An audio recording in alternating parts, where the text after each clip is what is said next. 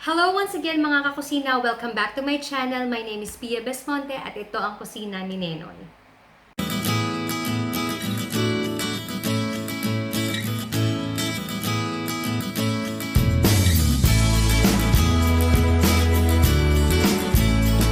Another dish ang ituturo ko sa inyo ngayon, and this is quite interesting kasi tayo ay magluluto ng ginisang mais. So yes, hindi lang po siya pang merienda, ito rin ay pang ulam. And I'm sure na magugustuhan ito ng inyong pamilya, especially ng mga bata, kasi ito ay bukod sa masustansya, masarap din iulam sa kanin. Sa mga kapwa ko kakusina, don't worry because this dish is still budget friendly. At the same time, makakasigurado kayo na masustansya para ipakain sa buong pamilya. Kung ikaw hindi pa subscriber ng channel na to, be a certified kakusina by clicking on that subscribe button at i-click mo na rin yung tiny bell para notified ka sa mga susunod pa natin mga videos. Please let me know your thoughts about this dish and about this video by putting your comments below. At dyan din po kayo pwedeng lagay ng inyong mga tips, ideas, suggestion, or any request na gusto nyong ipaparating sa ating channel at susubukan po natin gawin yan sa abot ng ating makakaya. So, simulan na po natin ang ating pagluluto ng ginisang mais at ito po ang mga ingredients.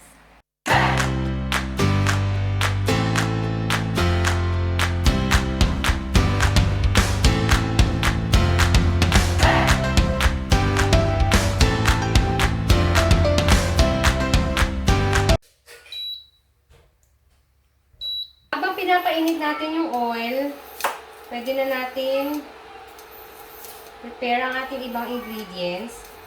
Igigisa muna natin ang ating meat.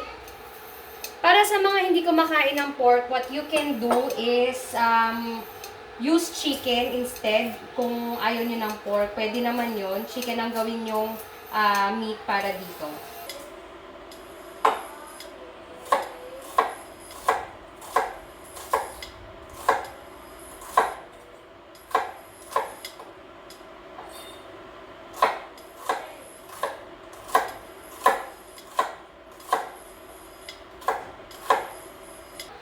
Ganyan lang dyan. And then, garlic. Depende po sa inyo kung gaano karami ang gusto nyo garlic.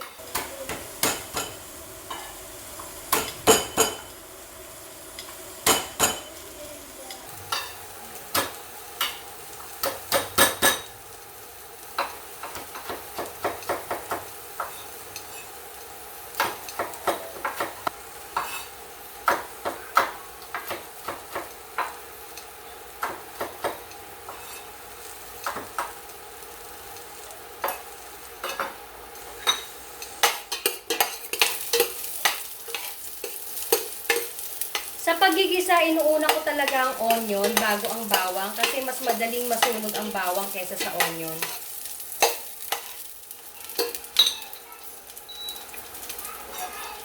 Kapag paluto ng inyong onion, pwede nyo na ilagay ang bawang.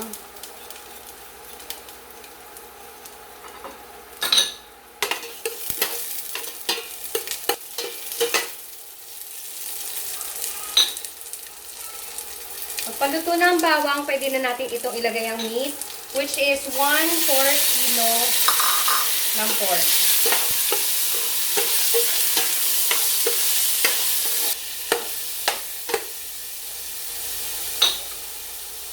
Let's add some salt and pepper.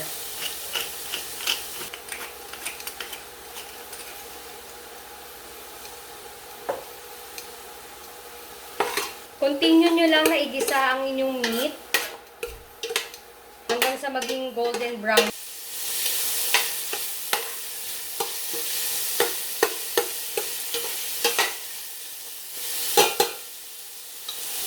Kapag naisangkutsan nyo na maigi ang inyong pork, you may now put 5 cups of water and then another 5 cups. So that makes it 10 cups of water. At pakuluan nyo lang maigi ang inyong pork meat.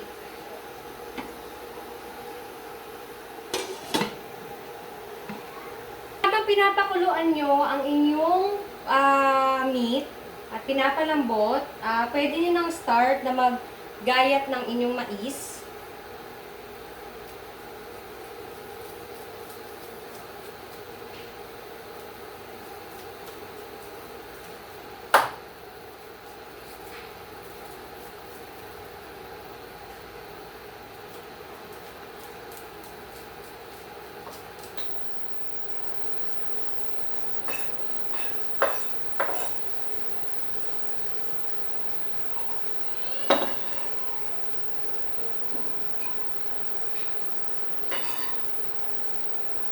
So, pwede nyo tong simutin ha, yung mais hanggang sa pinakadulo niya. Kasi sayang naman yung corn kernels eh.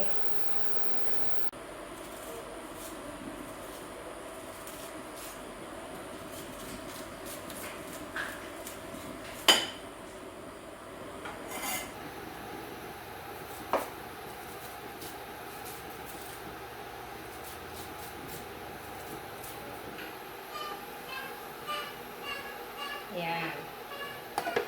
So, habang ang ating pork ay pinapalambot pa natin, we can now put our seasonings. Ito ay 1/4 cup of fish sauce or patis and ang ating 1 piece ng pork cubes.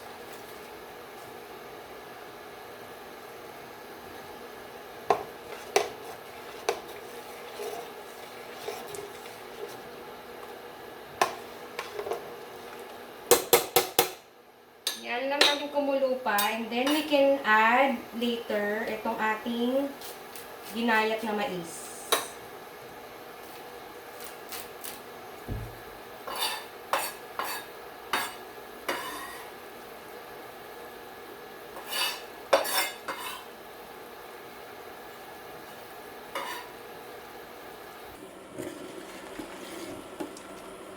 Habang hinihintay pa natin na tuluyan na lumambot ang ating pork, what we can do is to add our corn kernels. Okay? Para sabay na silang lumambot ng pork. And then, ang kagandahan niyan ay lalasan na rin ang ating corn sa sabaw. So, it's also like cooking a corn soup. Let this simmer for about 5 minutes and then let's see kung luto na ang ating mga ingredients. So, we can add other ingredients lang, like yung dahon ng ampalaya. Okay, so after approximately 5 to 8 minutes of boiling, pwede na natin i-check. Okay. So, mukhang okay na naman ang ating soup or ginisang mais. You can also check kung okay na sa inyo ang lasa at yung corn.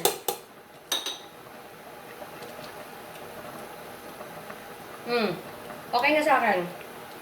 So, what I will do is add itong ating mga ampalaya leaves. Now, alternative nyo dito ay kung meron kayong dahon ng sili or dahon ng malunggay, pwede rin po yun. Okay?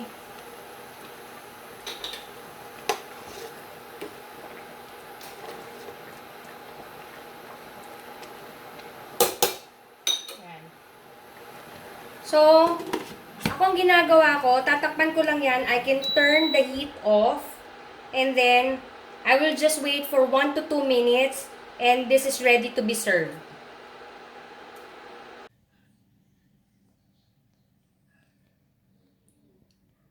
So here you go mga kakusina, ang ating ginisang mais or corn soup. Happy cooking!